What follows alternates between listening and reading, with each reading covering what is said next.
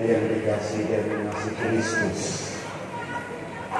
Mewartakan kabar gembira itu artinya kita mau diutus mewartakan kebaikan Tuhan kepada masyarakat. Maka yang terpenting, meskipun dalam bacaan Injil sangat terlalu detail sekali, tidak boleh bawa uang, tidak boleh bawa dua baju atau jubah dan lain sebagainya. Ini dalam tanda petik artinya apa? Kita dalam tugas utusan tidak melulu mengutamakan fasilitas dan materi atau perlengkapan, tetapi yang paling penting adalah memberi kesaksian hidup kita kepada orang yang kita jumpai. Seperti yang diungkap dalam bacaan Injil, kalau misalnya ada ketika tugas utusan kita diterima, kita tinggal di rumah itu. Tetapi kalau kita tidak diterima, ya kita pergi cari tempat lain yang mau menerima kita. Ini semua harus dilandasi keyakinan bahwa yang mengutus adalah Tuhan sendiri, seperti diungkap dalam kitab Nabi Amos bacaan pertama. Maka umat yang dipilih berusaha untuk semakin memberikan, menghasilkan, memberi kesaksian hidup yang suci di hadapan orang yang kita jumpai, karena kita diutus menjadi saksi hidup. Ini seperti diungkap dalam bacaan yang kedua. Saudara-saudari yang terkasih, rupanya tugas perutusan itu ternyata juga mengandung konsekuensi atau resiko. Resikonya bisa diterima, tapi juga bisa tidak, dan tidak melulu mengutamakan mengandalkan fasilitas. Maka ini menjadi cerminan bagi kita semua. Kalau tidak, cerminan bagi saya sebagai seorang romo. Apakah saya mau diutus kalau fasilitas lengkap? Nah, ini menjadi cerminan refleksi bagi saya. Harus berani mengatakan cukup dan bersyukur terhadap sesuatu yang saya terima dan saya alami ketika saya diutus di berbagai paroki. Kalau soal urusan sandal, Romo pakaiannya banyak kan? Sedikit atau banyak? Kok ngerti? Emang harus tahu budaya atau minimal nonton banyak jemuran saya gitu ya. Kalau soal sandal bagi saya sudah cukup, malah cukup banyak. Lalu kalau soal papan tempat saya tinggal, kira-kira representatif nggak atau pantas nggak? Pantas. Sama seperti umat atau lebih mewah? Kok belum ngerti ini? Cirinya mewah apa?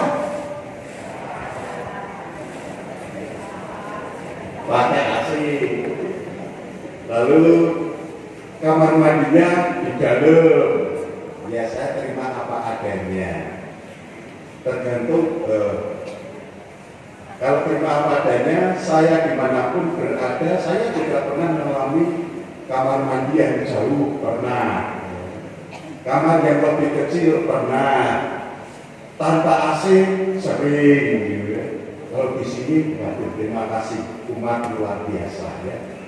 Romonya dimanjakan dengan tempat yang bagus, sudah ada mobilnya juga, sudah ada motornya, meskipun motornya keuskupan. Ini mobil paroki, sudah ada fasilitas yang lain, TV, kulkas, bahkan semuanya itu pemberian umat, sampai dengan kirik-kirik dan juga kok nanti titik itu ya.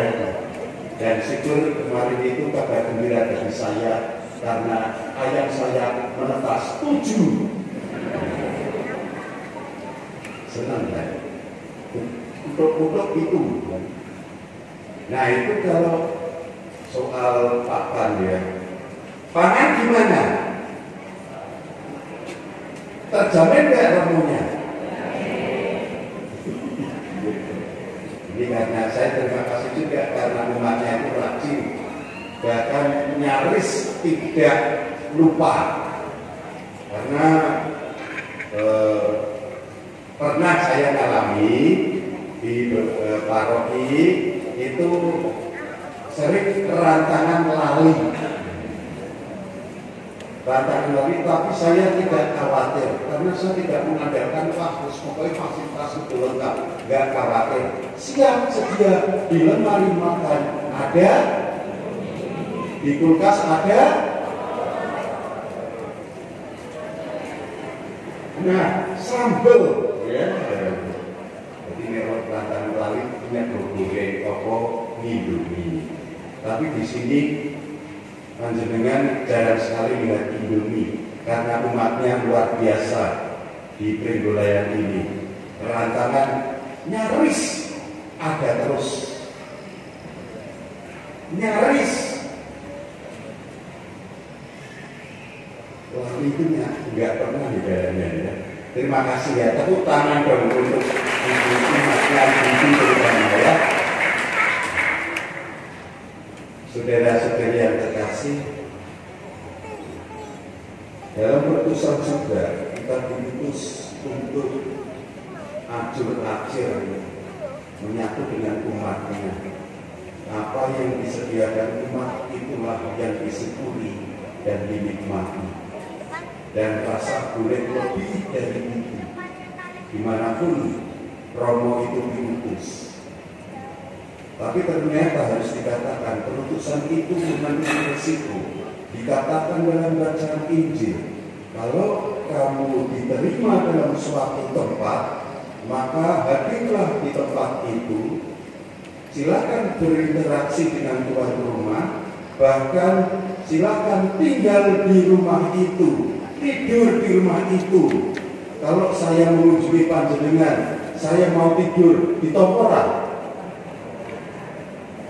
Ragu-ragu ya. Diterima nggak?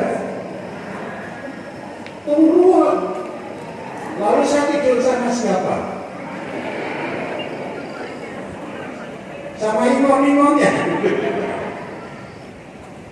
Jadi sebetulnya bukan relaks yang tinggallah dalam rumah itu. Boleh tak tenani umatnya udah bingung. Karena juga banyak yang punya perumahan yang memang terbatas tempat tidurnya, sama seperti rumah saya di Semarang, Perumnas ya. Maka hanya mau mengatakan kalau diterima maka kamu harus ajur-ajur dengan tuan rumahnya. Tetapi kalau tidak diterima, pergilah dari tempat itu, lepaskanlah debu dari rumah itu dan carilah tempat yang lain. Ora mongso, ora terus makso. Ya. Itulah risiko yang harus diterima. Tetapi percayalah bahwa Roh Kudus akan mendampingi kita. Termasuk kita pun semua diutus, bukan hanya Romo bersuster. Tetapi kita semua juga diutus. Dan kita mau memberikan kesaksian hidup, bukan hanya kata-kata, tetapi kesaksian hidup kita. Meskipun mengandung resiko juga diterima atau ditolak, tetapi percayalah Roh Kudus akan mendampingi kita.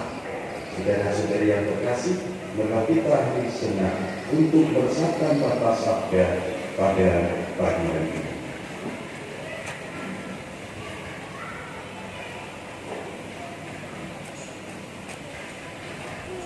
Kemuliaan kepada Bapa, Putra dan Roh Kudus